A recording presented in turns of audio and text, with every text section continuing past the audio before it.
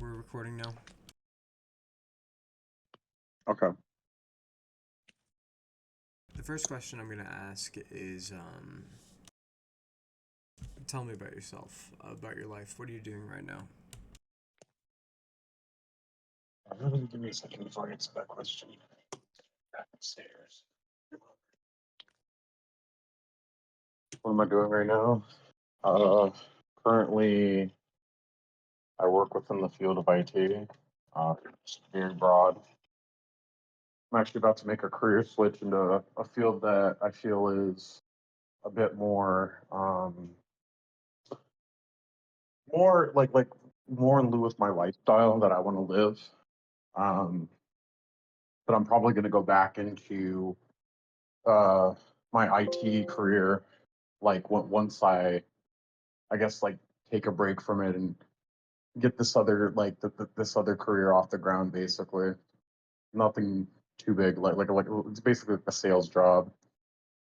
Um without being too specific as to what I do, but it's a sales position. It's a very lucrative sales position, but it's a good way to how can I say it?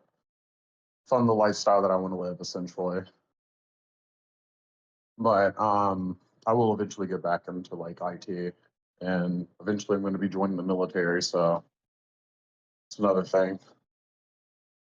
But but like career and all that shit is like aside. I guess like for me, um, I do play video games and stuff, but not much. I don't really consider myself not much of a gamer nowadays. I don't really play games. When I do play games, I'm playing Dota or Minecraft or uh racing simulators and stuff like that. But other than that, go to a lot of concerts. I go to festivals. Uh, I do have a lot of friends like outside of Discord that I do hang out with. Um, Other than that, not really too much to know about me. Like at that point, I guess yeah. So they're not like too much to really know about me at that point. So I guess we could proceed to the next question. Okay. Oh, well, I was gonna reflect back on the question. Do you mind if I pick through it for a bit? Yeah, go ahead. What is it about the military that makes you want to join? Um, I mean, the thing that makes me want to join the military is it's like, like I have a background in cybersecurity and network engineering. So it's like I want to put that skill set to use, and I'd want to join from the military doing that basically. Like, fuck fighting like with a machine gun in a foreign country. I want to do it behind a keyboard, like to get more into the grittier terms.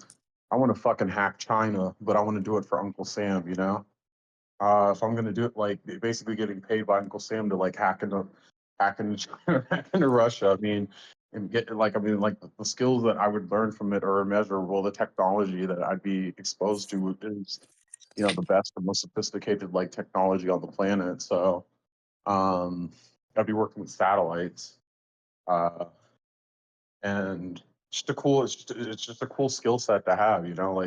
Like I look at life going through life as a Swiss Army knife. So why not have like ex-military like hacking experience under your belt, doing it for the government. Um, you'd be ahead of the curve on a lot of things. But for me, like also like one of the things I like about being in the military is the benefits. The benefits are also like the United States military benefits are very, very, very good. A lot of people don't really talk about that, but I mean, they pay for your education. So if I wanted to go for like a master's degree, like they'd fund that while I'm in the military. You get access to some of the best healthcare in the country, if not the world. TRICARE. I mean, it's good, but it's not the best of the best, but it's amazing. Um, it'll fund for a lot of procedures. You won't have to go through like Medicaid or Medicare to um, you know like go through those insurance companies. I mean, like those medical agencies to fund for any operations essentially. On top of that, with the military, I mean, you're gonna make long lasting friends in the military too. Um, and you get to travel the world. So Oh. for me, it's not for political reasons really. It's just it's a new experience. It's a new career thing. Even though I just said I want to hack the shit out of China, I was just I was just being I was just hyperbolizing a little bit.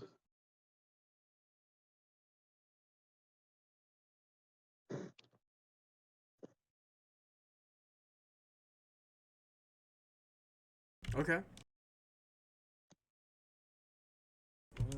Just a second.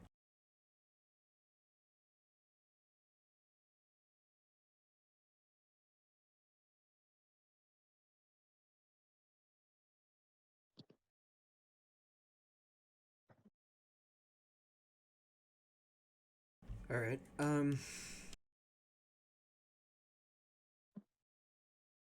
What sort of lifestyle do you see yourself having?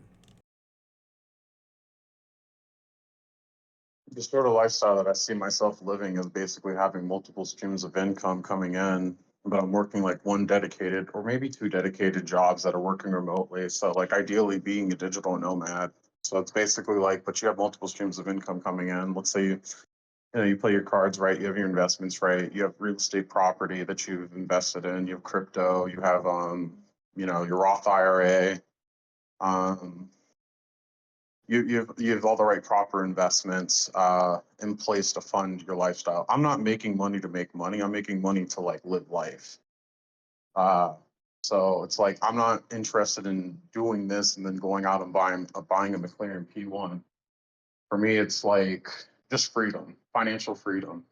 Like just get that problem out of the way. It's like solving that problem. Once that problem's out of the way, then life becomes a lot more simpler. Like it becomes simpler to do things that you want to really do. So it's like I'm not locking myself into one particular career path, but I'm cool with working one particular career path if I need to be. Um, like, and that's why I like doing like having sales on top of IT. It's like those go hand in hand, and then later down the road you can combine them into something bigger. So um, for me, I just want to live a very like I guess like financially free sort of lifestyle. Combined with being a digital nomad. Let's say I want to fucking live in Thailand for a couple of years. You know, it's very cheap to live there. Um, and just have financial freedom to basically relocate anywhere in the world.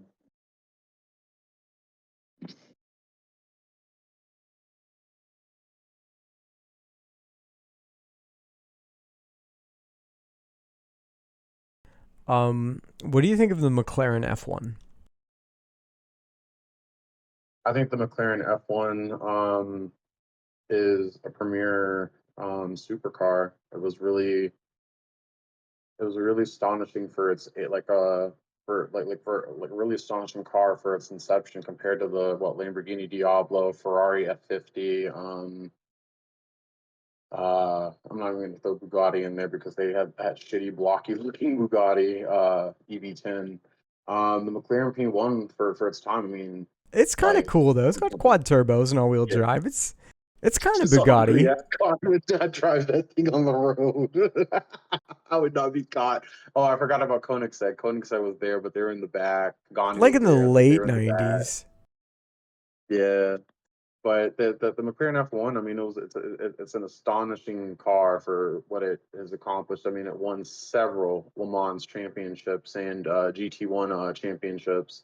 Yeah. Um, the car itself, I mean, is super fucking expensive now. I mean, it's crazy that a car that went for $650,000 back in the mid '90s is now worth about starting price 15 million to $30 million. I mean, Jay Leno owns one for like he owned one like he got it when the car first came out. He's like, yeah, when What a things aren't bargain. like yeah, he was in the car with Doug DeMuro, and he's like, when things like start going bad in this car, it's like the price of we're talking about the prices of like houses, like 4-bedroom houses, essentially, like three, Yeah. 400K, like just to fix different parts on the car because they're so bespoke. And the funny thing to this day is McLaren still manufactures parts for the F1 just in the event that that happens. And Yeah. yeah, they keep the markup going on that. So it's like, yeah, even though they don't have to do that, even though it would be relatively cheap to manufacture these parts and stuff, they choose to, okay, well, our clientele are all millionaires and billionaires, so if they can afford this shit, fuck it. But other than that, the car itself, it's really an astonishing machine. Yeah. Like and It it's very unique, very bespoke. It's it influenced a makes lot of supercars today. yeah, absolutely. It makes modern horsepower, and then it also has the weight to make a GR6 feel embarrassed about how fat it is. It Yeah. is incredible. Like the lack of drag. I mean, I could go on about this car, but obviously this is a total side tangent that I usually don't do. But just because you brought up the P1, but yeah. Did you know that he came out with a new one? The guy who designed it, Gordon Murray. Gordon Uh, Murray. yeah, Yeah, the he T20, I think it's called. T50. Oh, sorry, T50. Yeah, it's called the T50. It's got Yeah, like and it has a 11,000 fan. RPM red line. It's Yep, and just like unfathomable. then it has like those downforce those downforce fans from the 80s, like F1. He Yeah. designed it after that. He also designed those cars too, where it has like a fan that sucks it to the road, essentially creating even more downforce. Yeah, the Yeah, it's a McMurdy cool car. Spearling right now is like the fastest car that you can buy, and it's because it has two fans that spin at 20,000 RPM each to suck the car to the ground. And so at any speed, it's got 3G cornering speed, and then it's got 1,000 horsepower and electric motors, all-wheel drive. It's like the fastest car that you can buy in the world right now. That's not a race car. What's it called? McMurdy Spearling. McVerby Spearling. I think I've seen this car. They're Or strangely gorgeous, but also super tiny and weird and stubby. Oh, the McVerby Spearling. Yeah, yeah, yeah. That car. I've seen that car. Yeah, that car is extremely fucking fast. I don't think it's road legal. I think it's only track legal, but that car is extremely fast. It's super fast acceleration. Yeah, it's a Yeah, crazy car. but we gotta move on. Yeah, I know. Otherwise, we're gonna be here talking about cars all day. We're gonna be Not nerding the about time. hypercars for like 20 years, bro. All right, moving on.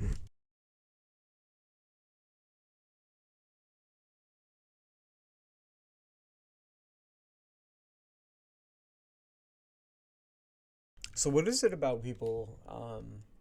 You said you have like a wide group of friends. Do you find it easy to maintain people?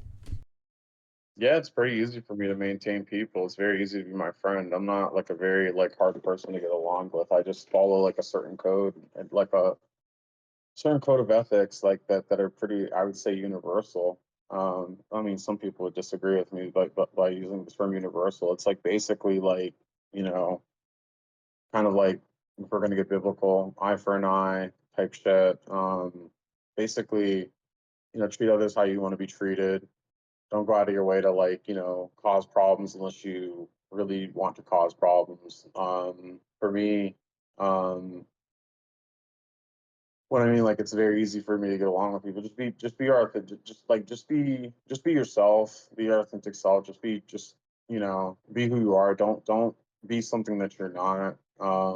Like if someone like one thing that I can't stand that some people do is when they start speaking on shit that they don't understand or don't know or haven't done research on, and then they try to purport it like, okay, yeah, I'm a subject matter expert on this, but it's like, no, you're not. Like if you're in a position where you're trying to tell me like how to do my job better or do something better, like let's say model airplanes, right? I'm gonna use that as like just a an example, right? Arbitrary example.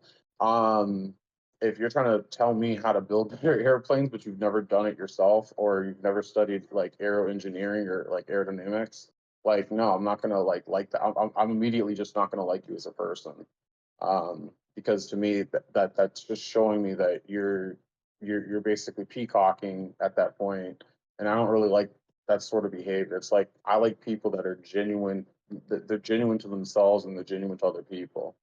So it's like if you don't know something, just speak up that you don't know something.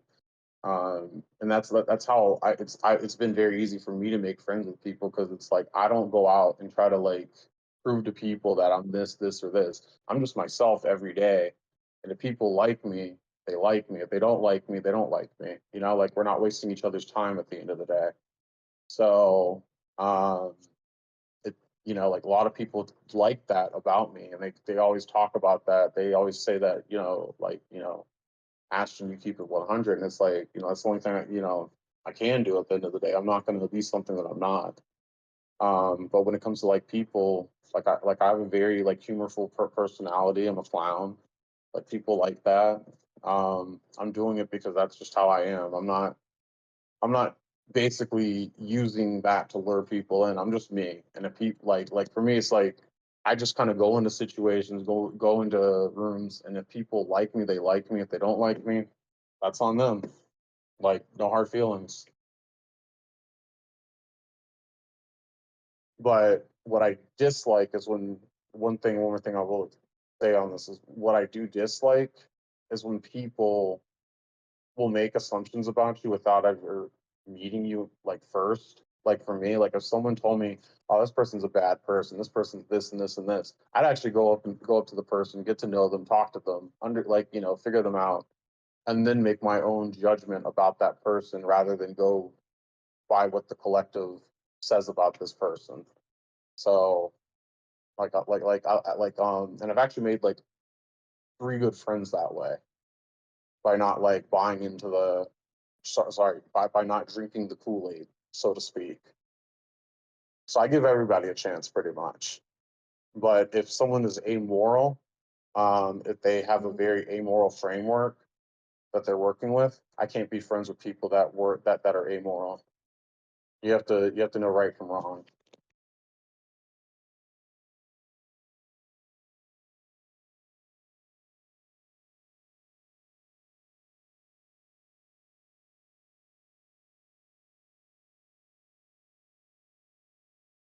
Interesting.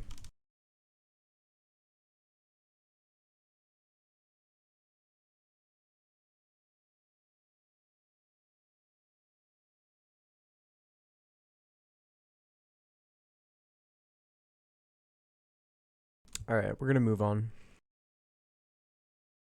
What are the biggest lessons that life has taught you? Be humble. Give people chances. Count your blessings. Um,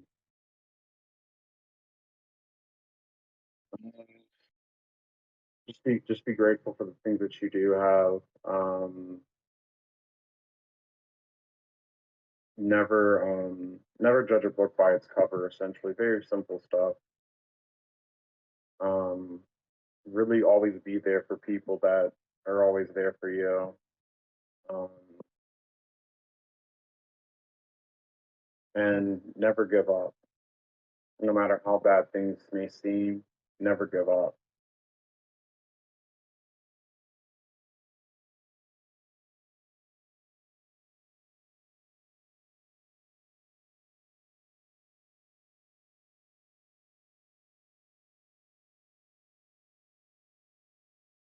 Okay. Will you excuse me for just like a minute? Yeah, sure.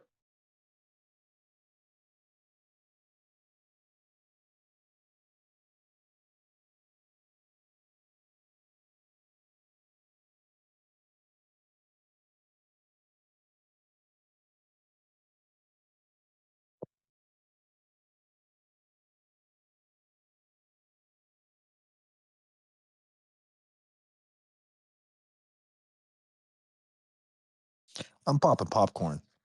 Okay. No, I know you're popping popcorn. Yeah. I'm just sitting here, just scarfing down popcorn, listening to y'all talk. Dude, just real quick, Burger Man's in this server. Oh my gosh. Oh yeah, the legendary sage, the hamburger sage. Yeah, he's here. Oh my gosh. I have never had the honor of sitting and talking to the hamburger sage. I mean, the You'll cheeseburger sage. get along with him. You'll get along with him, bro. I don't get along with him. Like I can't stand his ass. Sorry, I don't mean to deviate from that, but it's just like I've tried. I've given him like 3 chances. I mean, I've heard a lot of great things about the burger sage. Um, I hear that he types really good. No, he doesn't. He throws shit on a wall to see if it sticks.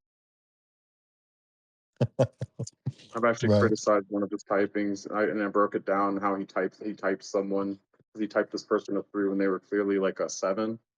Yeah. I was like, dude, Well, I mean, who knows? Enneagram might not be his wheelhouse, you know?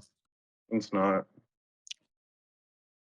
I mean, come on, threes are very easy to identify. Yo, look at my fucking pickup truck, bro. Yeah, I just tricked it out. I got I got a Yeah. bull bar, like they'll start talking about the details about like something like that they think makes them look good, as opposed to like, oh shit, look, I just got a pickup truck. I'm going to be able to go and travel into the country. I'm going to be able to go off-roading. I'm going to be able to go like on road trips and stuff. It's like, come on. He's a legend, man. Yeah, Mr. he's a Andy. legend, dude. He's a legend, bro. You got to get him to type you. He'll probably type you like, Bro, he'll probably type you ENTJ, knowing how his mind works. probably. It's fine. J Rod I'll the take it. ENTJ. Well, I mean, dude, I most of the typings and stuff, I don't really take it all that seriously. Yeah, I know. It's just how they see you.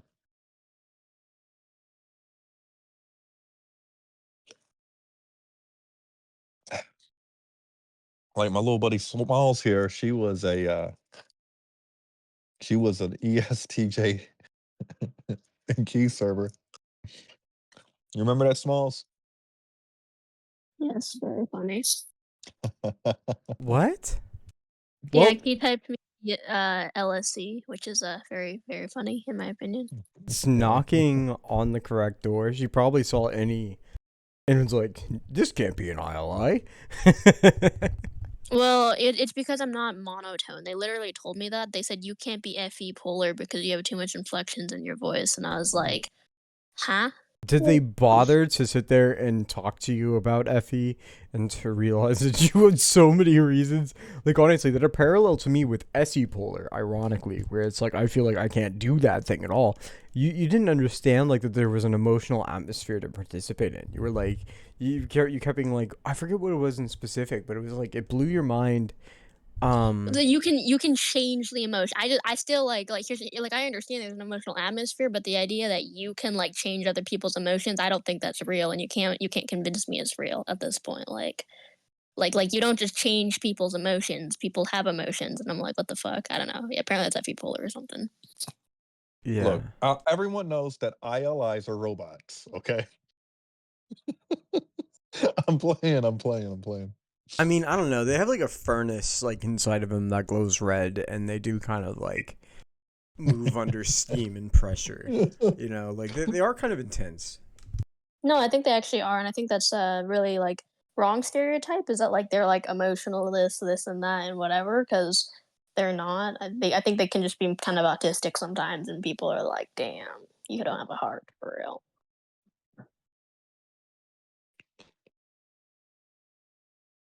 All right. Should we? Yeah. Yeah. Okay.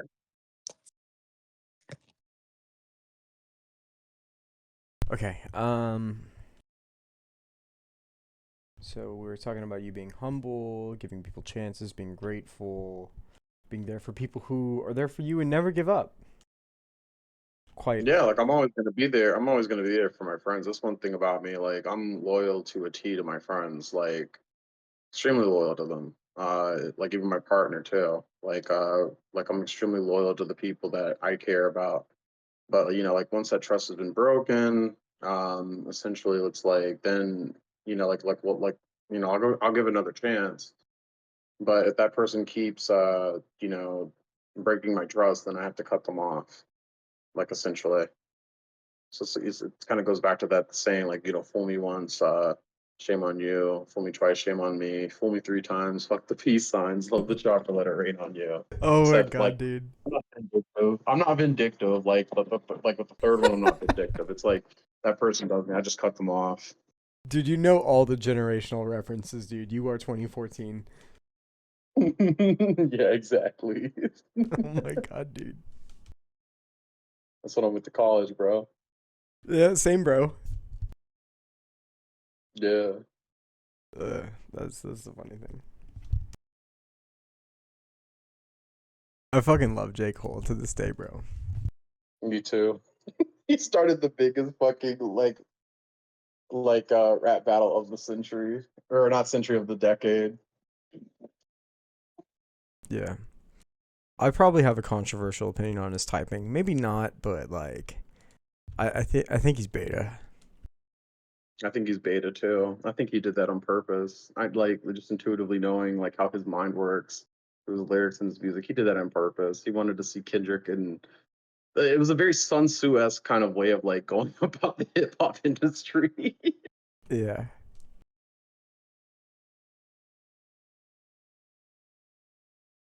But yeah, let's get back to it. Okay. Big on loyalty.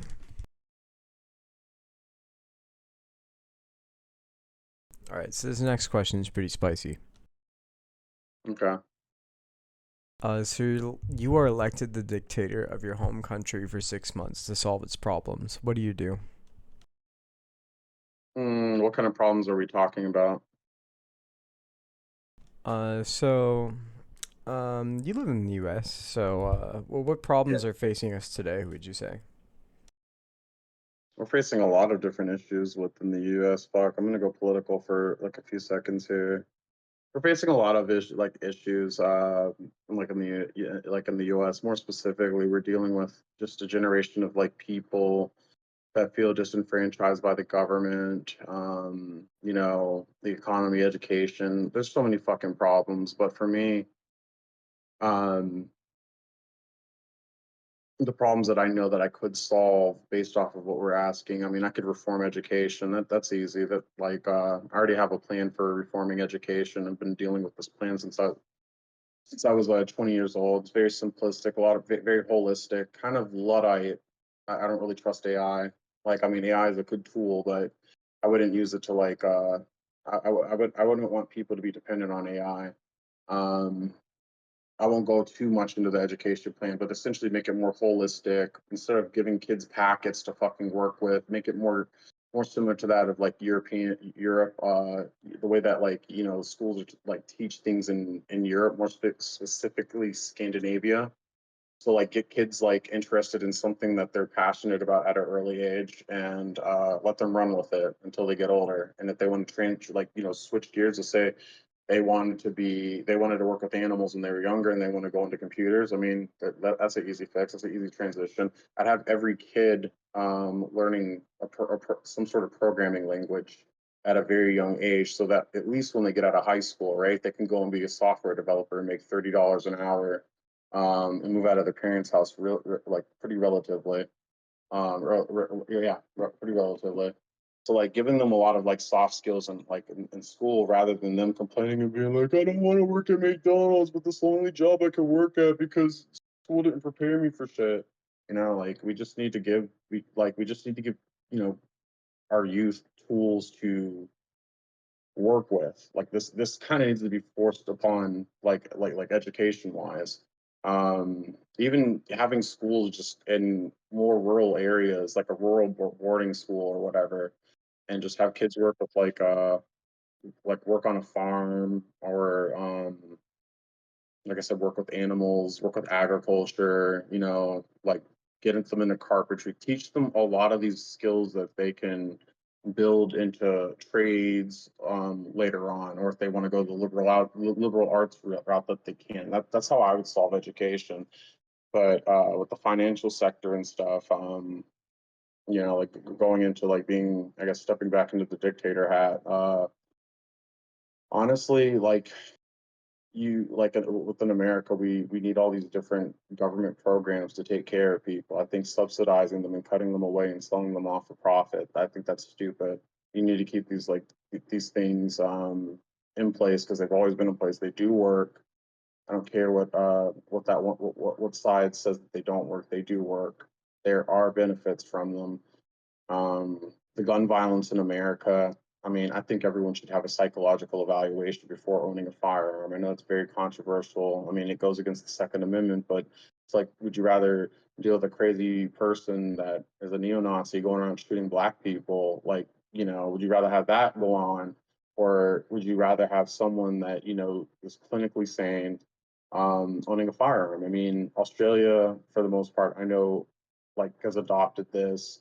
New Zealand as well, Japan. You can't own a gun in the UK, but there are countries where you need like a psych. You have to go through a psych eval to get a gun, like to own a firearm. I don't think that we should.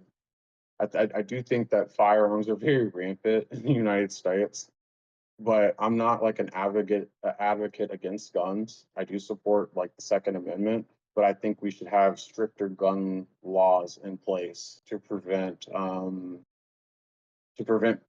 certain groups of people from having access to them, more so the clinically insane people, because you should have the right to self defend yourself. At the end of the day, I do believe that.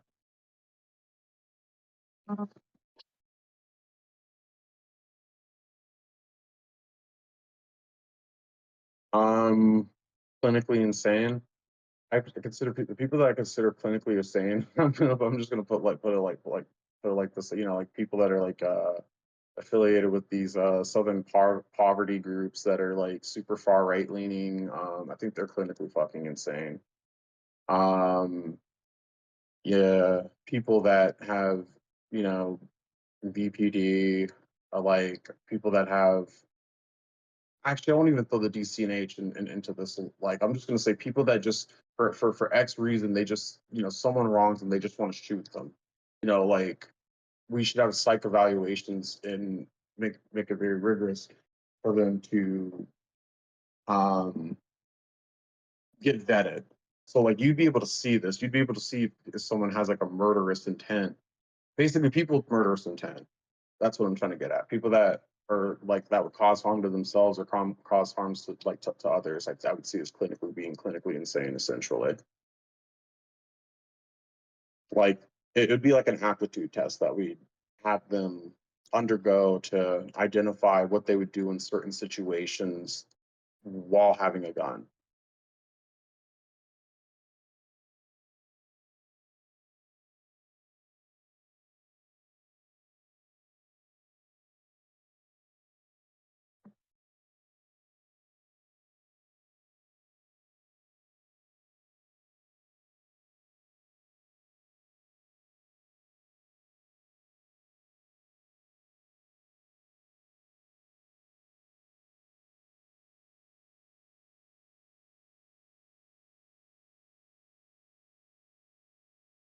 All right.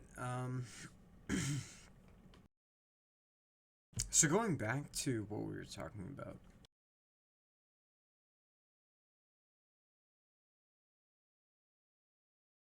So you were talking broadly about like education and setting people on the right path and like mirroring Scandinavia. Yeah. And then also like psych evaluation. I have psych eval equals gun ownership is what I wrote down. Yeah, no, that sounds ludicrous. Yeah, okay. I mean, it'd be better. Okay. Should we just move on, or do you have anything else to say? No, I don't really have anything else to say, like particularly on this topic. I mean, if I was a dictator, basically, like, yeah, I really don't. Yeah, I mean, yeah, I don't really have anything to say on this topic because it would just get too political. Yeah, I understand. It's a judgment-free zone. I hear like all sorts of different opinions from different perspectives. I really honestly don't. I think about it at least very neutrally. I understand that some others might not.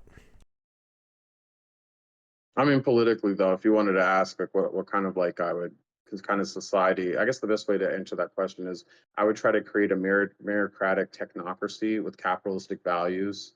Um, yeah, and so basically just purporting like advancements in like technology sectors, like more so green energy and shit.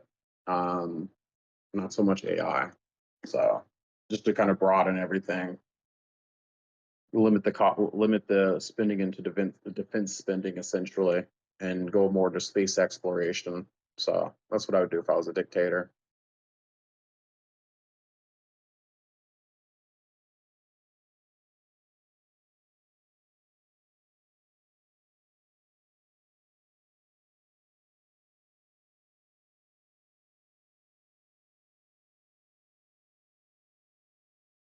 Oh shit.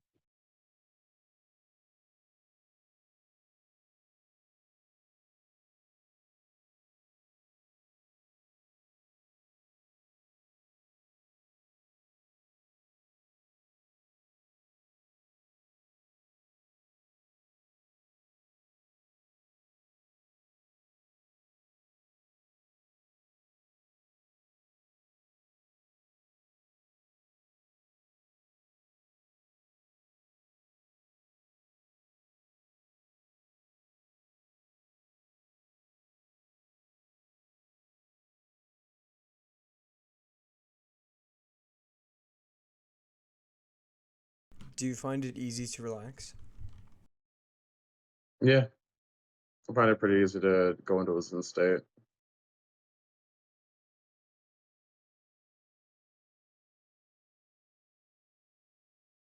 I mean, the way that I achieve it is I just isolate, or I'm just around people that I like being around, like a core group of friends, basically.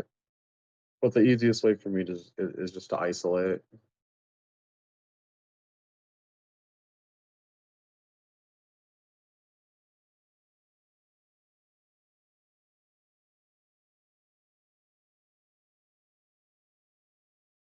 What do you do when you isolate? When I isolate, I'm either going for like a walk or I'm just basically listening to a podcast or I'm just, meditating. Um, there's just several different ways that I do that. Mm, or listening to music.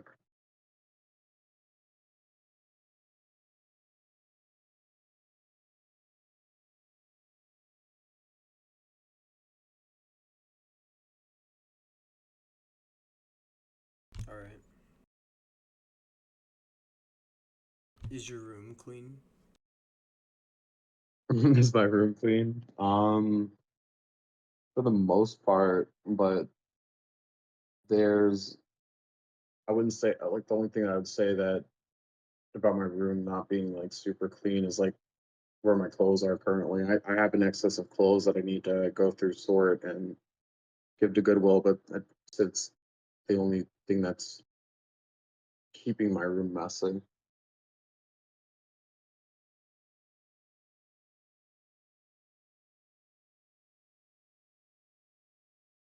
It's more cluttered than it is messy.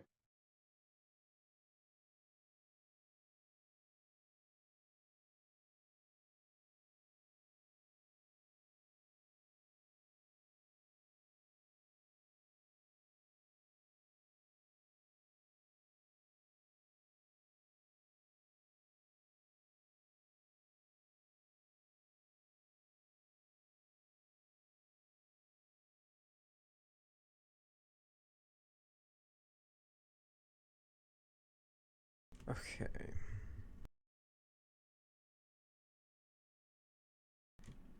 What is truth?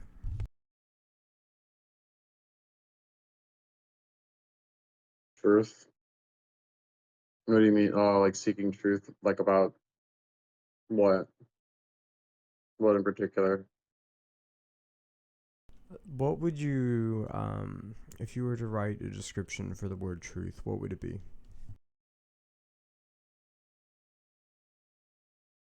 if I were to write a description for truth, for me, truth would be the pursuit of understanding something that can actually be veritably proven to be true. Um, like we can prove that salt is salt, right? Um, we can prove that, you know, consciousness is, conscious. We don't have like tangible proof for it, but we know that it's there. Um, we can prove that a door handle is a door handle. Um, I would say for this particular topic, and I don't want to go too spiritual about it because I'll end up giving a very spiritual answer for it. But like for me, like the pursuit of truth would be like the pursuit of like knowledge, essentially. And that can be that I want to leave that pretty vague.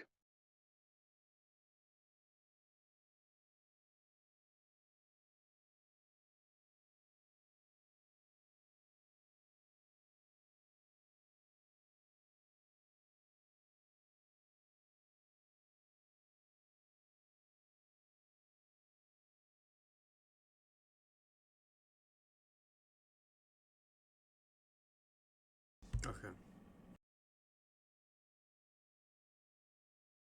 What is intelligence?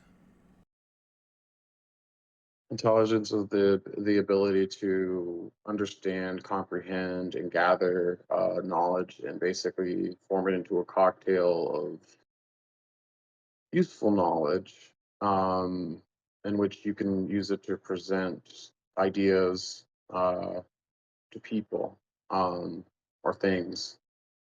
To put it plainly, intelligence is basically uh, intelligence is kind of like a piston motor, essentially. You feed it the right amount of octane, you're going to get a certain output out. But you can increase this too. Some engines essentially are built for certain RPMs, but if you get like a high RPM motor, for instance, you're feeding it like NOS, like on top of octane, you're just going to get a different result. But getting out of that, basically intelligence to me, I don't look at intelligence like it's one thing. I think there's many forms of intelligence, essentially, right?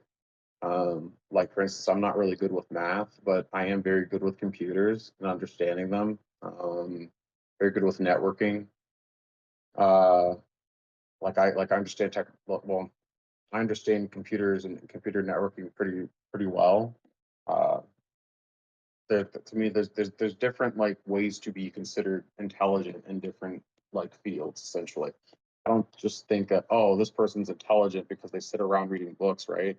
At that point, that person's just a bookwormish person. What we like to call a Poindexter.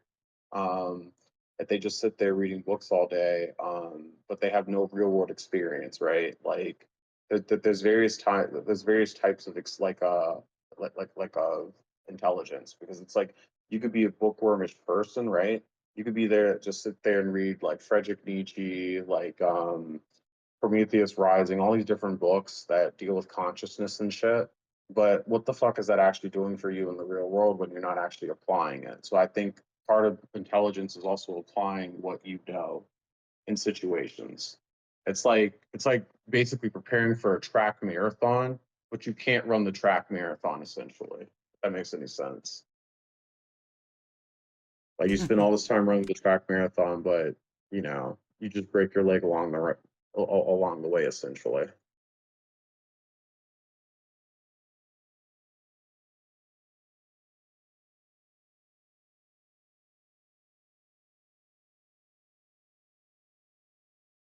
Did you used to run back in high school?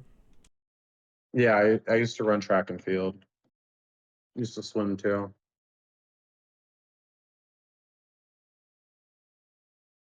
What do you like about sport?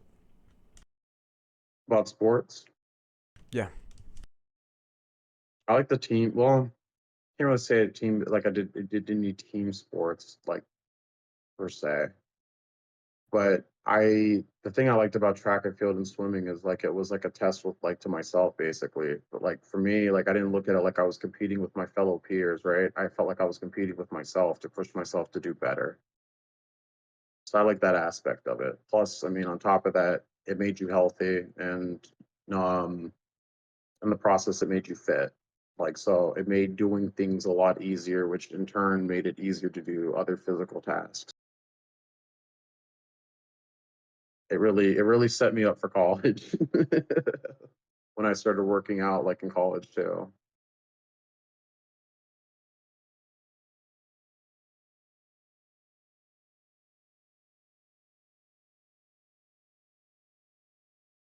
So in what way did it like set you up for college? Um, I was able to basically like I went when I was in college. I mean, I'm not trying to go into like okay, like all right, we'll get past this part. I looked good, but I didn't really care about that aspect. The thing that I cared about was I was trying to like when I was in college, I was trying to train for a marathon. So um it allowed me to run and swim because I combined the two when I was part of this like swim program at like a neighboring university. And basically I would be swimming and running for 2 hours, actually technically 4 hours out of the day. So I was training pretty intensely, like in the morning and in the afternoon. It was basically the same thing in the morning that I would be doing like in the evening. Basically, spend an hour swimming, get out of the pool, run up a mountain, run down a mountain, and then get back in the pool and start swimming again. And then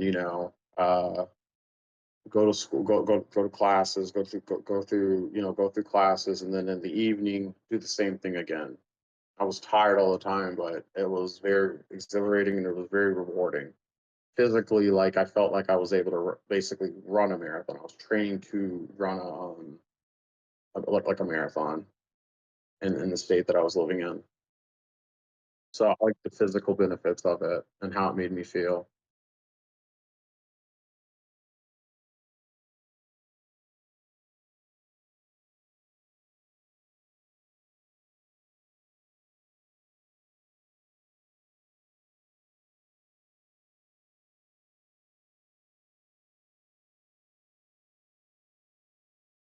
Okay.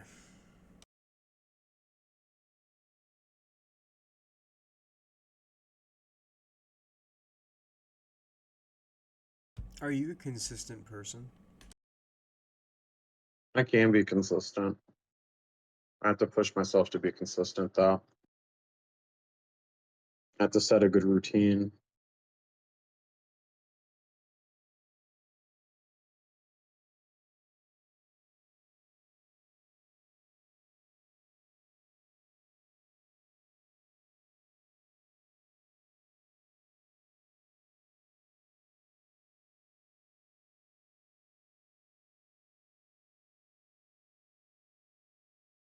Can you think of any ways in which you're not consistent? Sometimes if I'm doing a task that like or I'm in a job that I don't like, um, just have to force myself to be consistent. It just gets to a point where it's like, why am I waking up doing this every day? And if I'm getting to that point with something, it's just something I don't want to, I guess,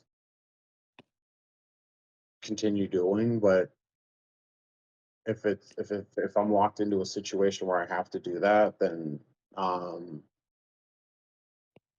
I can keep it up. Like when I was like 3 years ago when I was working for just as a part-time gig, working for a warehouse, doing a warehouse job. There were aspects of that job that I hated doing, but I stayed consistent with it, and I eventually, got recognized at that job as being a very productive like employee, essentially, even though it was part-time work. So that does that answer your question?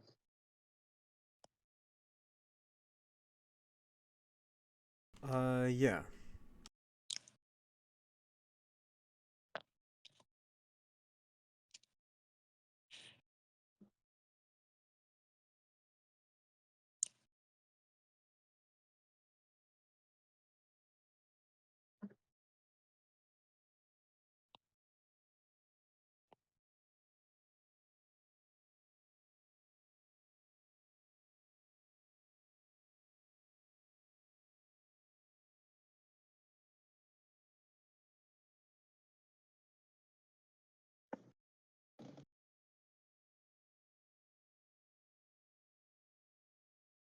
Sorry, I'm taking a little bit here.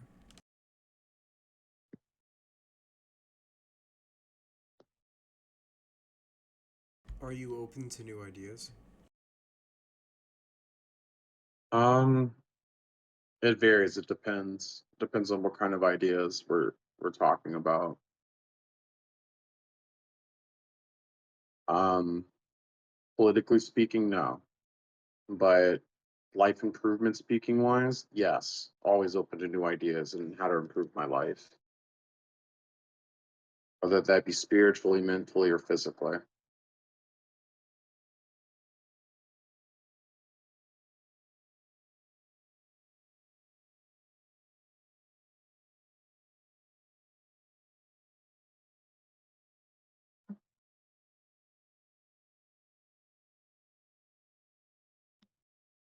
Okay.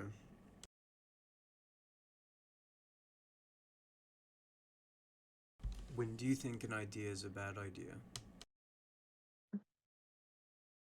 When it's not benefiting uh myself or a group of people. When it's not doing its intended purpose, essentially. So if like if it's an idea to like help people benefit, like help people benefit from it. If it's no longer doing that, then it's a bad idea. At that point, it's something that needs to be discarded or revisited to improve.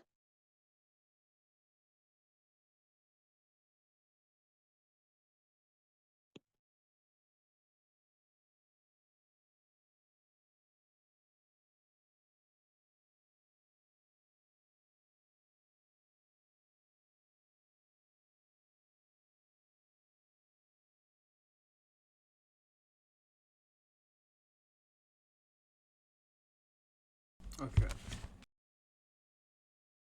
Do you like to travel? Yeah, I like to travel. What do you like about it? Um, Visiting new places, visiting new cultures, getting outside of the United States and getting a different perspective of how the like people outside of the United States view us. I like eating different foods from different cultures because let's be real, the FDA sucks. Food in America can be pretty shitty sometimes, but when you go to another country and you start eating, especially in Central America, which is mostly where I've been, food just hits differently down there. You don't feel bloated. You don't destroy a toilet. Um, you know, like it's very light. Like you could tell, there is a bit of quality control there that's surprisingly, better than what's over here. I mean, for us, we just meet the bare minimum of shit. Whereas over there, they prefer like a more natural, like holistic approach towards food, especially where I went was Costa Rica. Everything like eating salads over there was like amazing. Loved the salads. They put a lot of fruit in the salad, vegetables, uh, even the meat. Like when you had a cheeseburger in like Costa Rica, it just hit differently. And even like the local cuisine, like it was definitely different from like I guess Spanish cuisine in the United States.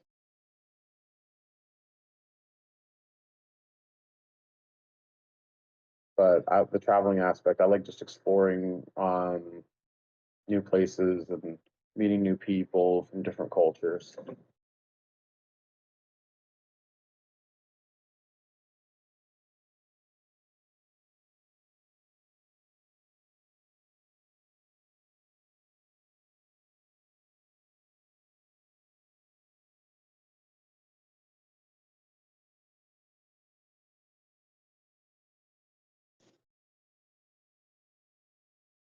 Hmm. Your answers are fascinating me. How so? I'm trying to see where the pattern is. It's kind of difficult to track.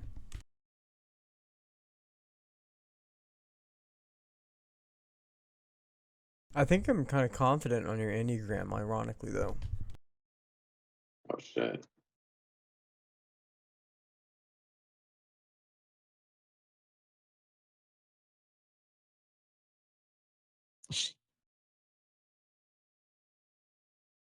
What do you not like about traveling?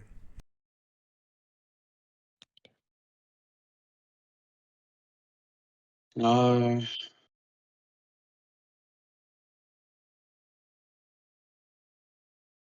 the long plane rides and shitty seating.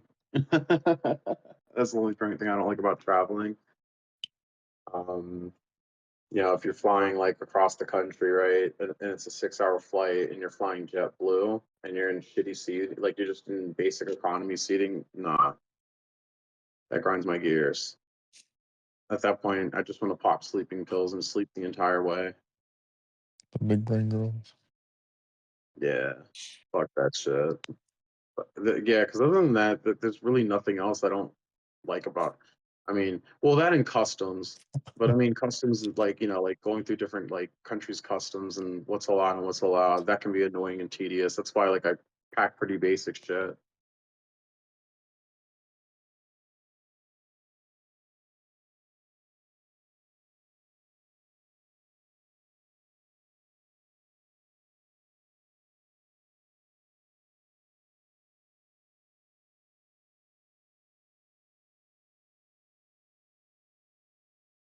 I'm sorry, what was tedious? Um, Going through customs,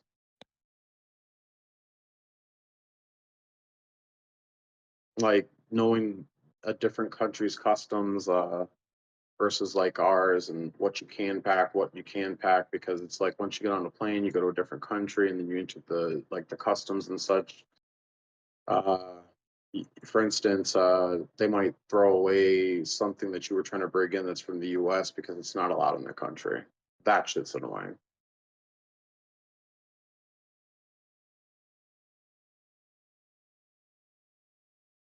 Yeah. Could be anything, huh? It's kind of random. Yeah.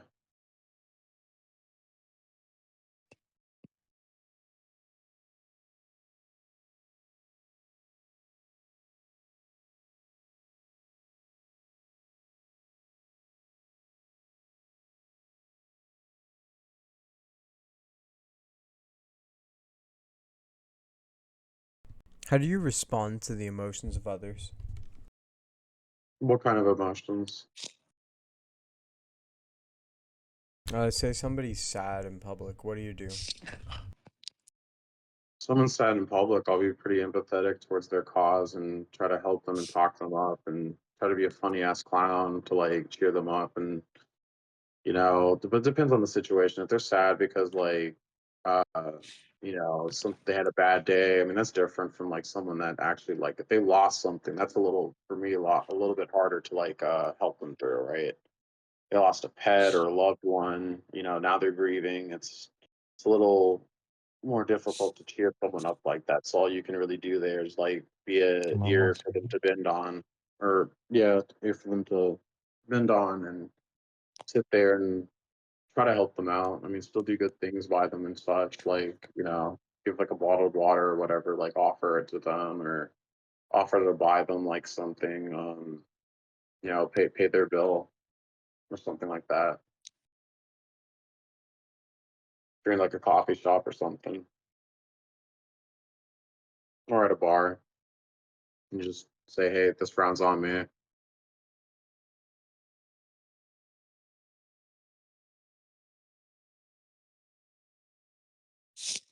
Okay.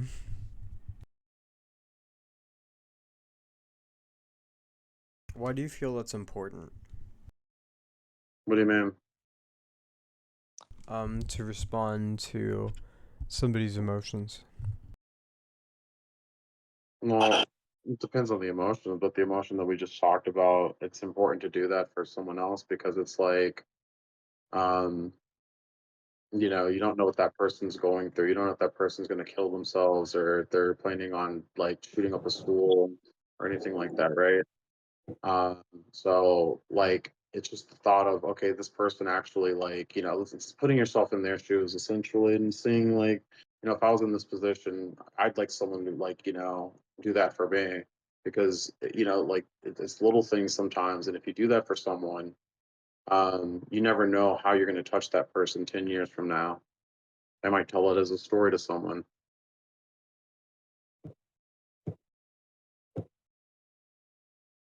Subtract, that's a name I remember.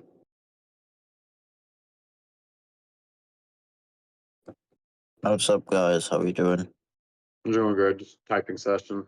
Yeah, we're recording. Oh, right. I see.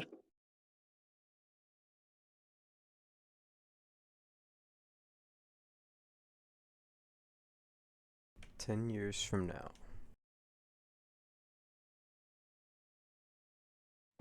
Did you say 10 views from now? 10 years from now. I was just repeating what you said earlier. Alright.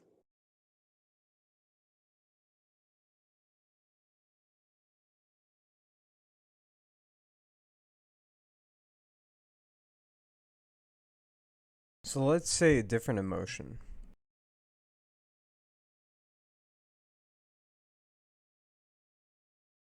What, like anger?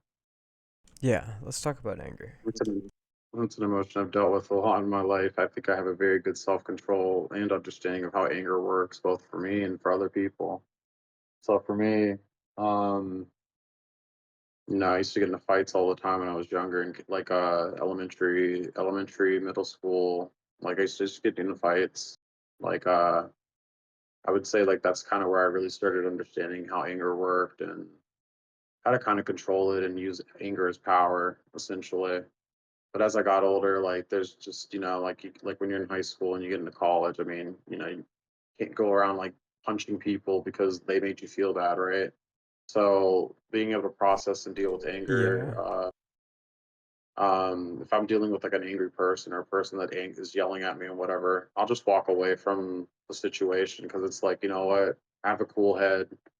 But it depends on what kind of argument. Like if you're like arguing with your SO, I mean, you can't really do that. You can't just shut someone out like that. But if you're just arguing with someone, like arguing with like some random idiot on the internet or some random idiot like in person and stuff, and they're just saying a lot of like hot air, you can just sit there. Like for me, I just sit there and I'm just very calm and collected about it, and I kind of like will ask them questions sometimes that'll make them even angrier without even trying to do that. Or like just try to like I try to calm them down so we could actually have like a stable argument instead of just yelling at each other. So like with anger and stuff, even though like my first instinctual thing to do is like let's fight, let's do this, let's go, let's fight, let's duke it out. It's like um, I don't resort to that. Um, I don't resort to that unless it's based off of principle. But that's not my normal state. Like even as I'm older, like when people get angry at me and shit, I'm just like, dude, like, why are you mad, bro? Like, what's wrong? Why are you mad, bro? Um, but then I'll try to sit down and try to like resolve the conflict and meet them halfway on things. But it depends on what we're getting angry about and shit.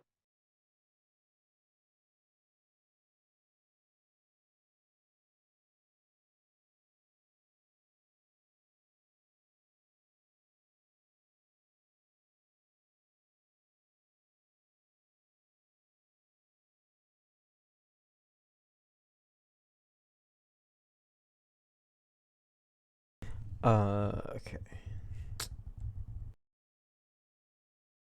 Sorry, I got lost there for a second.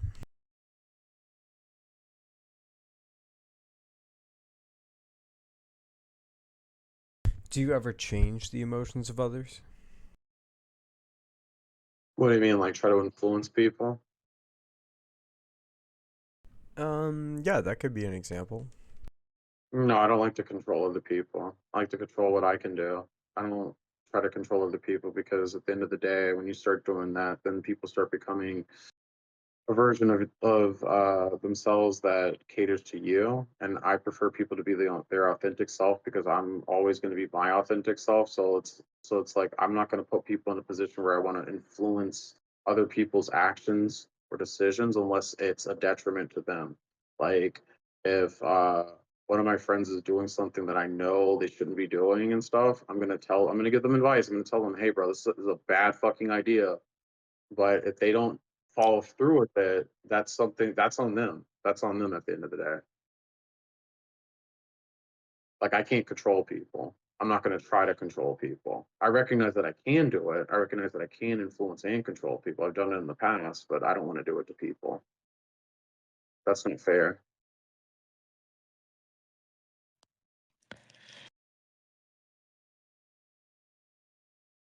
Yeah.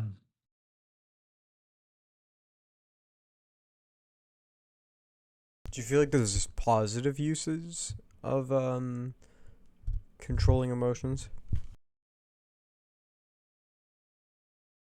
The controlling motions of others. I mean, for your kids, yeah, right. There are positive uses for it because of child rearing, right? You can have them set good examples to follow. You set yourself as a good example for them to follow and adopt good, positive habits so that their brain is making very good neural connections to further benefit them later on when they hit adolescence. Yeah, I think it's good for that, like for reasons like that. Or if you're in a team and you're trying to motivate a sales team of people to sell a product that they may not be sure of, it's good for things like that. But when you're trying to control someone on a personal level, like let's say you're trying to control your partner, your spouse, like I don't agree with that. I think that's stupid. Um, you can't because then it just builds up resentment. It builds further problems like later down the road when you try to control people, especially even friends too. Like if you're trying to manipulate your friends, it's like you gotta always stay on top of them, right? So then there's this power dynamic there that's very apparent, and you have to keep leaning on them. And I don't like doing that to people. But if, for instance, I encounter a group of people that I know are bad people, I don't mind I don't mind going out of my way to be perceived as being scarier than them, like or crazier than them, um, just for the sake that they don't fuck with me.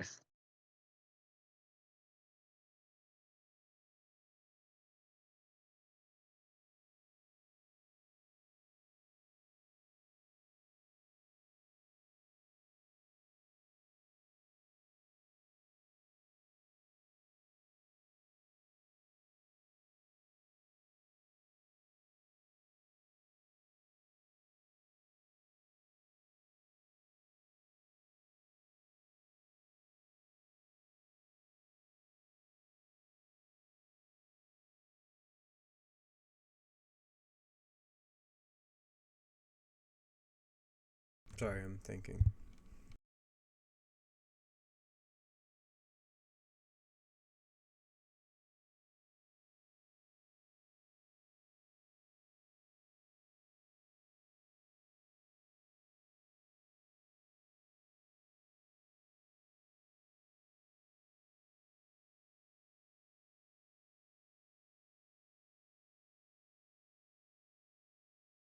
Okay. Um. Moving on.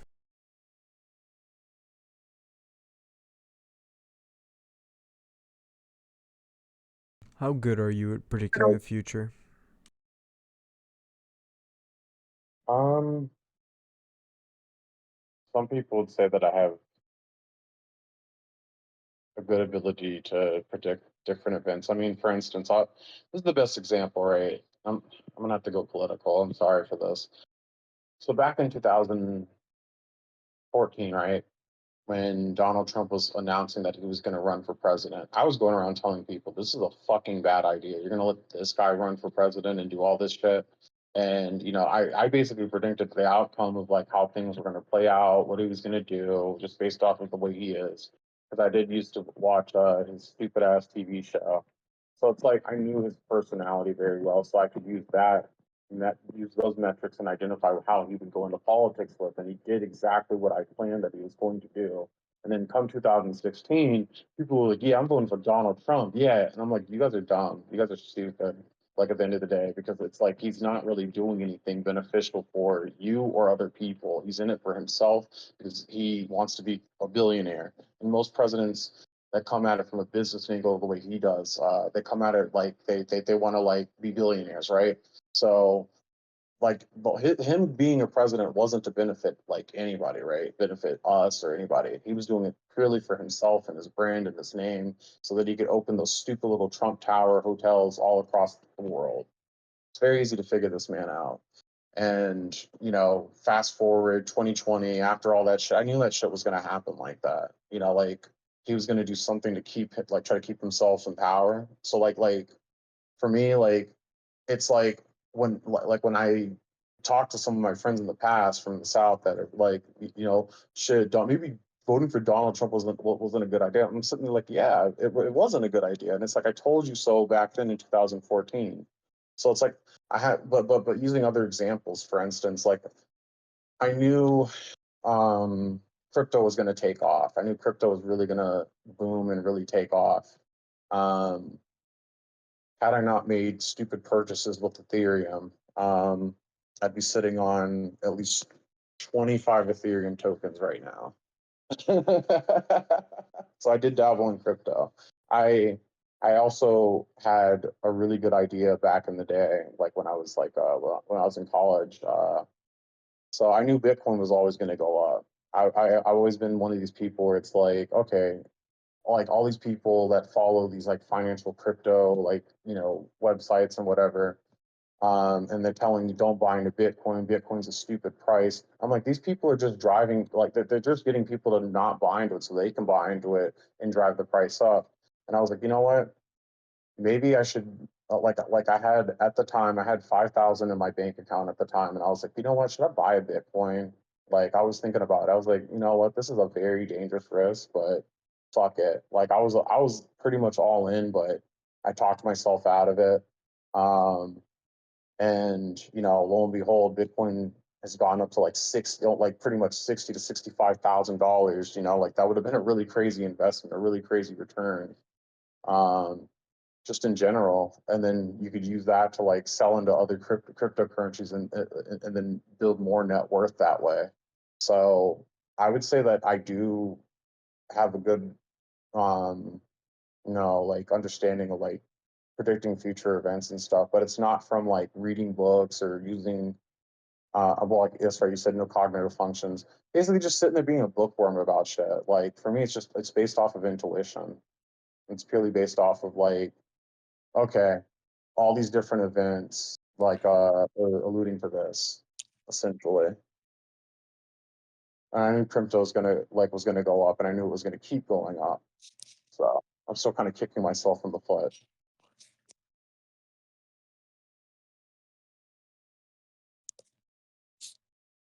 Yeah, that would be a better decision than buying a Subaru. I know, right? Oh, I'm sorry, guys.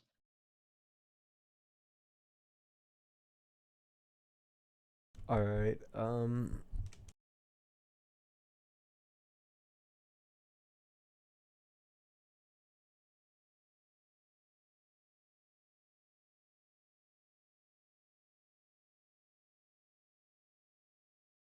How do you manage time? By setting different goals and making a plan and an outline of what I'm going to do during the day, essentially, and I try to allocate and block time efficiently. But sometimes it doesn't play out that way. It's like I've kind of had to force myself to do this.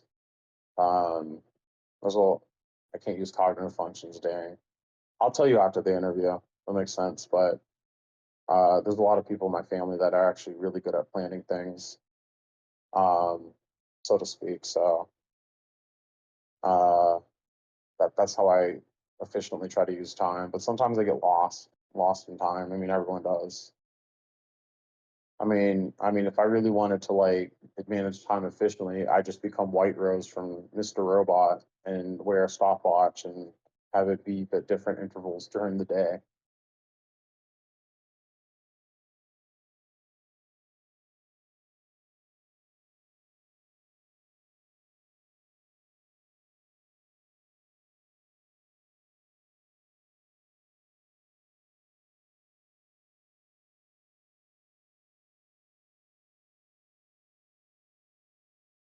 Okay.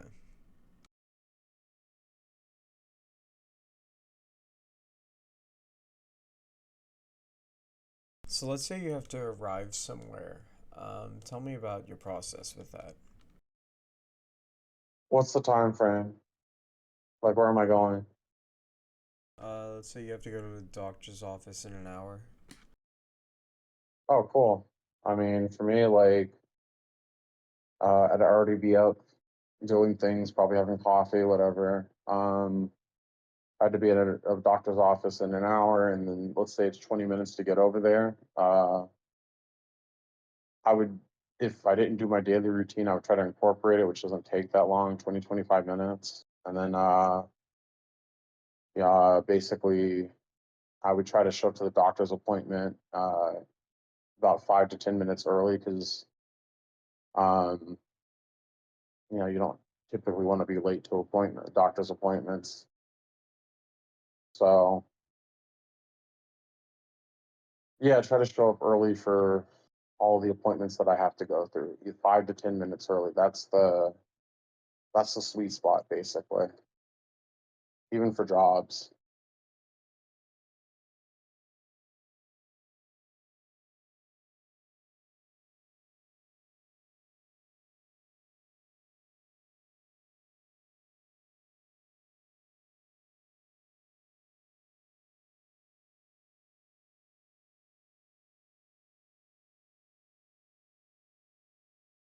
Okay. How do you handle conflict? Fuck. Going straight into it. Um, Man, how do I handle conflict? Depends. It really depends on like what kind of conflict we're talking about. Like if someone wrongs one of my friends, I'll drag that person across fucking concrete. I mean, like fuck it. Like I'll drag that person across concrete, especially if it's over something very trivial. Um, but I'm not doing it because I'm a sadistic piece of shit. I'm doing it on principle. I'm doing it with the fact that it's kind of like being a loan shark, right? You know, you borrow money from a loan shark, but if you don't pay it, the loan shark has to beat you. He doesn't want to beat you up, but he has to do it anyways because otherwise he looks like a pussy to like all these other people. So it's like for me, I'm not doing it because people are gonna see me as a pussy. It's like I got to do this to this person so they don't ever fucking do this to me again. It's like that kind of like that sort of dominance and control in that situation. I've learned that at an early age. Being the scariest motherfucker on the fucking on the playground actually is very beneficial. Even if you do, but it also allows you to identify like and make good, genuine connections with people. And I've found through conflict that's what I'm able to do. So when it comes down to conflict, essentially, like I try to resolve it. I typically don't want to be in conflict with people. And I always ask myself, what's the purpose of me being in conflict with this person? I don't go around just swinging home runs on people to see like where things are going to go. It's to me, it's like, what's the purpose of me being in conflict with this person? Is it going to be beneficial for me or them? Like what's this doing? What's this going to? What's the outcome? I look at what's the outcome going to be between me and them going into conflict with each other. Um, I'm not a conflict avoidant person. Like I'll square up with anybody.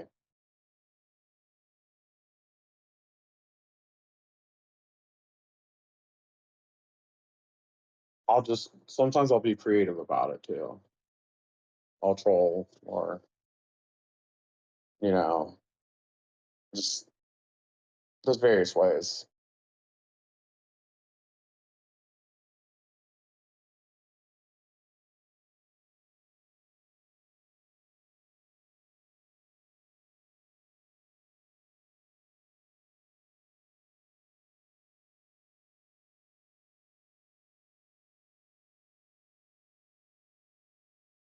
Are you a hesitant person? Am I a hesitant person? No.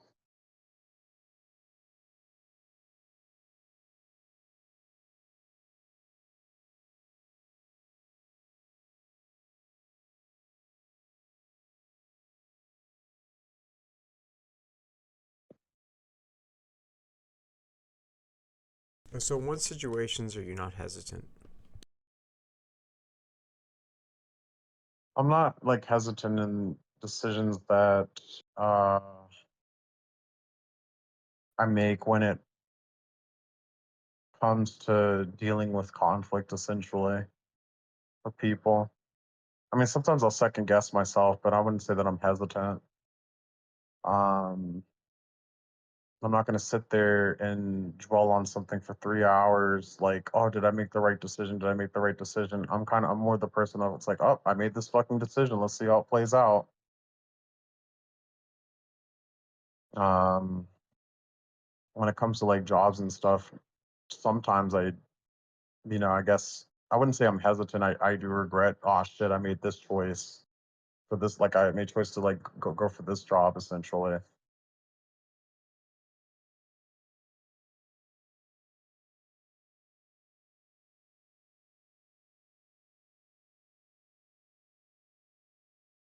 Mm-hmm.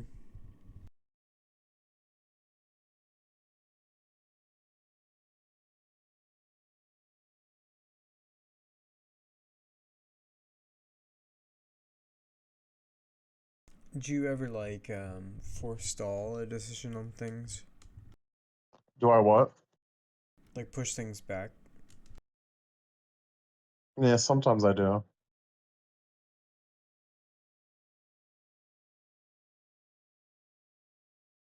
What kind of things do you push back?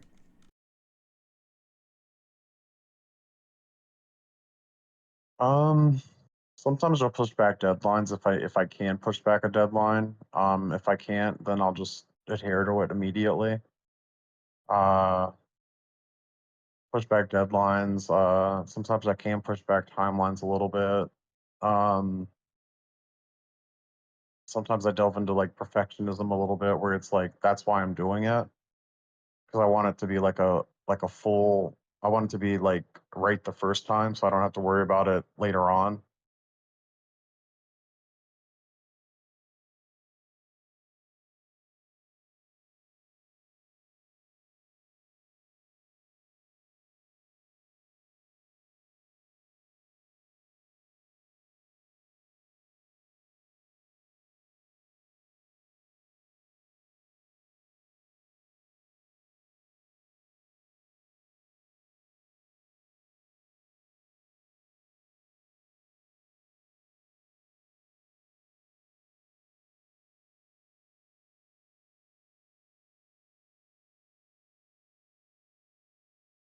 How do you form your morals?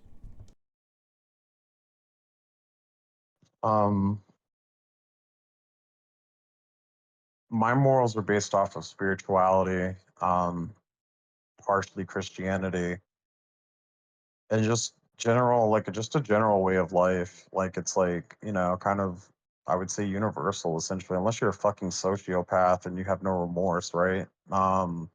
It's pretty easy to understand things on a very universal standard. It's like I'm never gonna go like I'm always going to, you know, be my genuine self to other people, and I'm always gonna have good manners, whatever. When I go into things, and I'll hold people to like those standards, but I'm not gonna hold them exactly to my standards. It's like there's a general like level that I have for people, like when and it's like, okay, if you meet the criteria, you meet the criteria. I'm not gonna sit there and be like, oh fuck, what? You like you forgot your ticket, you're clumsy, you couldn't come to this event at like at this time. Fuck you. I'm not gonna be your friend anymore. I'm never gonna do that to someone. I think that's trivial and that's stupid. Um for me, for me, when it comes to just I guess having good morals of things, it's like people are forgetful, right? So it's like never do unto others that will be done to yourself, essentially. So it's like I'm never gonna, like, CJ, for instance, I'm never gonna fucking like just immediately like start roasting you or making fun of you and shit, because I don't want you to do that to me, because it's gonna build resentment. Like, I'm always gonna, like, be respectful towards you, because it's like, because at that point then you're gonna be respectful back to me, or so it should be.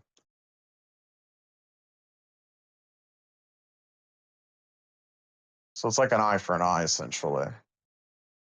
But that's what I'm saying. I derive my morals, like my moral compass, from Christianity, a little bit of Buddhism, a lot of Hinduism, um, and other spiritual like workings and stuff. Like, I don't use philosophy to dictate things.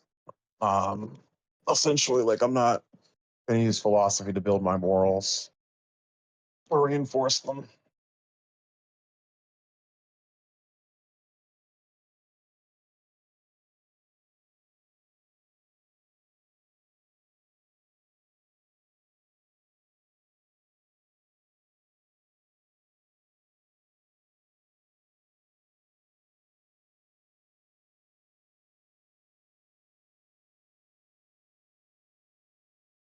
Dang, this typing session's gone for 2 hours. Yeah, sorry, Really, bro. it's actually over. Yeah. I'll try to speed it up a little bit. No, Habibi, take 4 hours.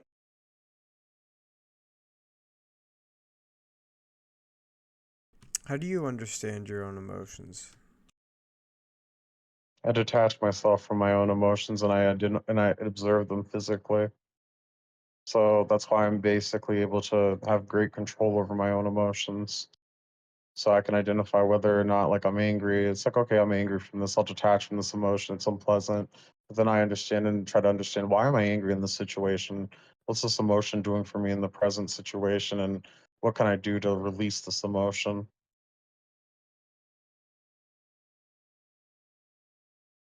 So I view my emotions physically.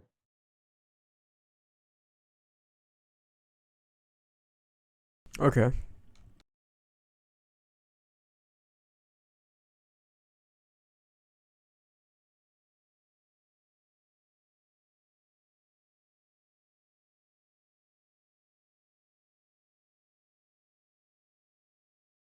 How do you handle constructive criticism? I prefer people to be blunt. So, like, I'm blunt. So, like, when someone's giving me constructive criticism feedback, I actually handle it pretty well. I don't It depends on the constructive criticism, though, so to speak. Uh like, I'm just going to bring up an example. My ex-girlfriend basically used to criticize my driving all the time, but essentially, like, it got to a point where I was just like, bruh, can she stop? And I basically told her straight up. I said, I let it slide probably about 4 or 5 times when we were driving and stuff. But then it got to a point where she, I knew, like, her driving record, her driving history, and I said, how are you going to criticize my driving when you've gotten into 3 car accidents? I've only gotten into 1 car accident, and that accident I couldn't avoid because I hit a deer that ran out on the road. So it's like, I haven't gotten into any, like, car accidents, knock on wood. A But yeah, projection? huh? Projection? Yeah.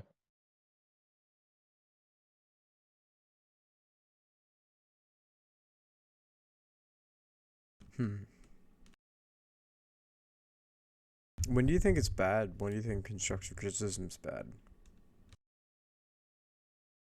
I think constructive criticism is bad if you're using it for the intended purpose to change someone's behaviors or their nature in a way that's not going to better suit them in the long run.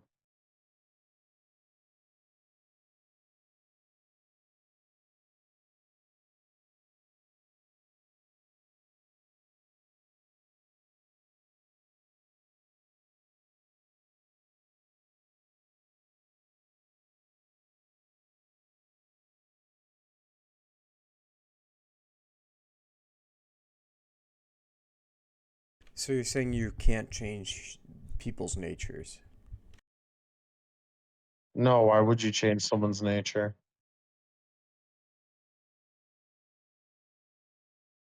What if they better fit a role that way? All right. Let's say someone's super physically abusive to their partner or to a group of people and stuff. That person's always going to be that way. You can't change that about that person.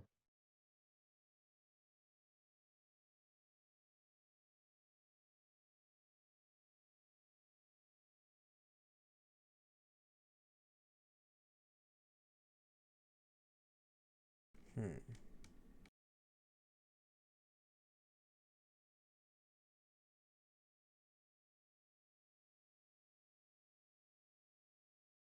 All right. We're gonna move on.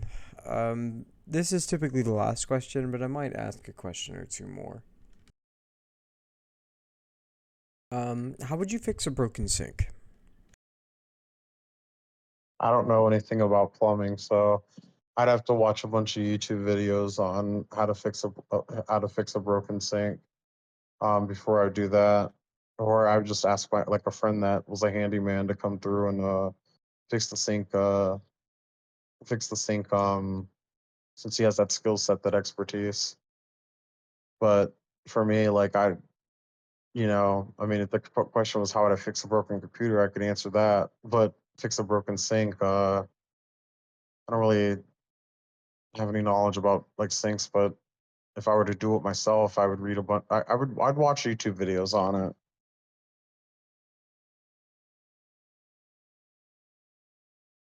Okay.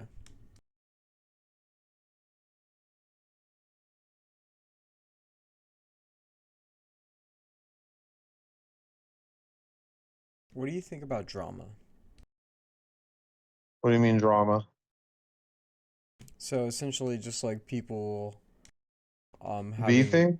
interesting situations with each other, interesting and diverse situations. What do you think? um, drama's a way of well, I'm not gonna say it's a way of life. Drama just happens. You're not gonna be in a situation where two people are never gonna have like issues like with each other. Or a group of people are gonna have issues with each other. So it's like how you navigate and circumvent drama, essentially, and how you resolve it.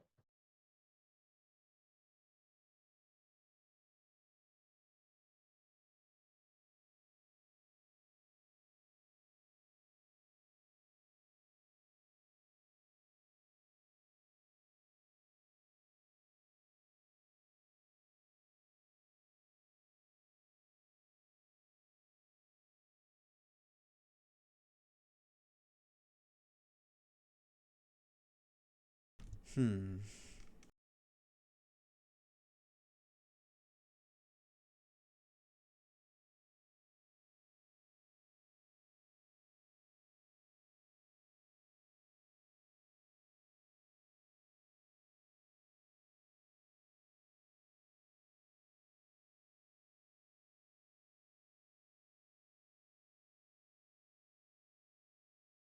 So when you want to clean your room, how do you go about it?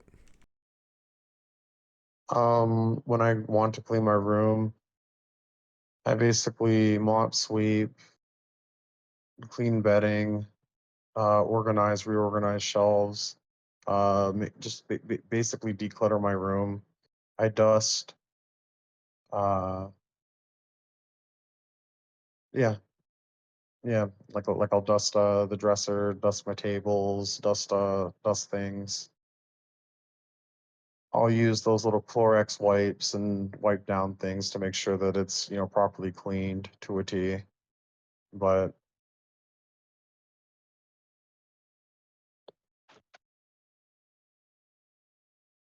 What do you do when you're injured? when I'm injured, depends on what I'm injured with. If the pain is consistent and it's still excruciating, well, not excruciating, but it's still like a constant, I'll go to the ER or I'll go to an urgent care because it's like at that point I need painkillers. But I'll seek immediate medical medical assistance. Depends on what I'm injured with though. Like if it's like if I like got scraped up and shit, I'll just throw some Neosporin on, maybe some like alcohol, like and then bandage the wound.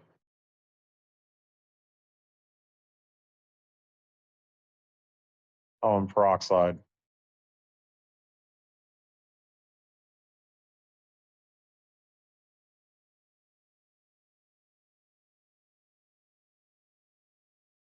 Hmm. You know, man, I could probably keep asking questions for a while here, but I know that it's probably good to wrap it up at some point. We could do a follow up. That's what I'm kind of thinking at this point. I've got a lot of information. I'd be willing to tell you at this point that I think you're a process extrovert. Interesting. So, the benefit ring with EIE, SEE, um, ILE, and LSA. yeah, Is- LSE. Alright. Yeah, I thought we wouldn't get the result for him actually, which is interesting.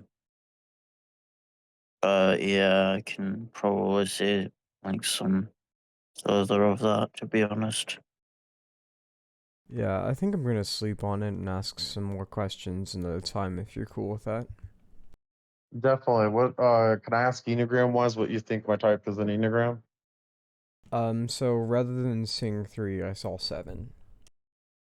Really, Okay. I thought I had the impression he might be an 8. I could be wrong. Um, not that you're like a core 7, but like I was just recognizing 7. But do I think that 8's plausible? I do think 8's plausible. Okay. So, but I definitely think that 7 is probably where your head's at. And I think it's probably second, if not first. Oh, so like in a tri type? Yeah. Okay. Maybe you might have like maybe more of a minor 3. Like it might still be in the tri type. I'm not sure. But yeah, gut 8 would make sense. You were very like future oriented and like all sorts of like technology and like education and all these other things, which I typically associate more with 7. But also you do have some aspects of 8 where you want to control things. I think 8s also tend to run pretty cool when they're healthy, which is something that I Yeah. kind of see within you. Yeah, exactly. Like for me, like you know, just giving my experience, you see a lot of people that type as 8 sometimes they type very unhealthy where they kind of have this brutish cavemanish like approach. I've recognized within myself that I don't have that approach. For me, it's like I I hate to say it, I kind of someone said that like someone said that I sound like a Chinese general sometimes when I'm like try like strategizing like when I'm dealing with people in conflict. I sound like a Chinese general. I'm like, oh my god, I'm dead. That's Probably because I amazing. read so much way through. Yeah.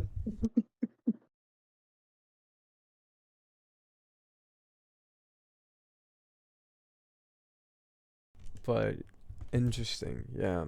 Um, I think If he comes out as ILE, I will laugh. Dude, then we gotta go to lamb sauce. Yeah. We gotta go to lamb sauce. And then I gotta hit him. I gotta hit him with the apples beam. I gotta get that Goodwill Hunting like gift. That Goodwill Hunting gift where he sticks the phone number on the window and he's like, I got her number. How do you like them apples? Do that to lamb sauce. Just put like ILE on the little on the notepad, like the piece of paper. Oh my god. Oh my god, dude. You would have him flipping his shit. He would be flipping his shit. I know he would.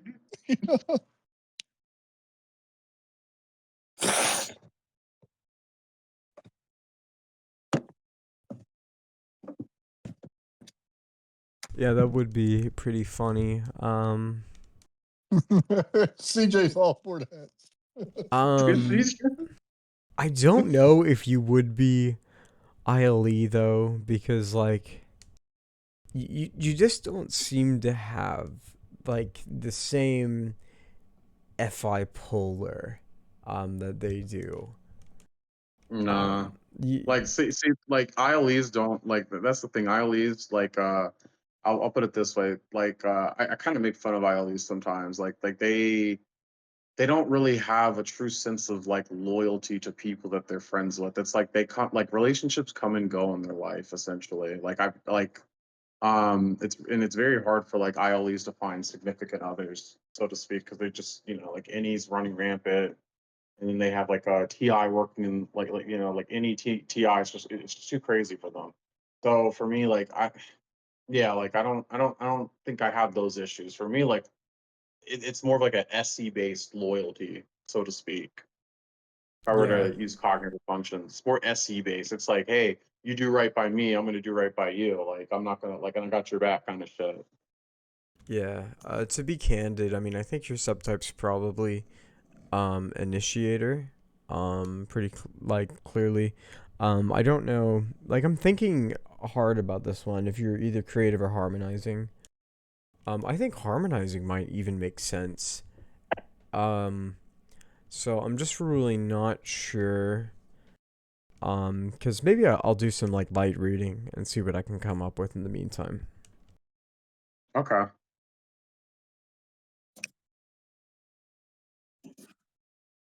But yeah, I think that'll go ahead and conclude the typing session. My friend who is over is passed out. I probably need to take him home. So I think I'll end the typing session and I'll talk to you guys later. All right, later, Have bro. fun with that. Thank you Man. for the typing session, bro.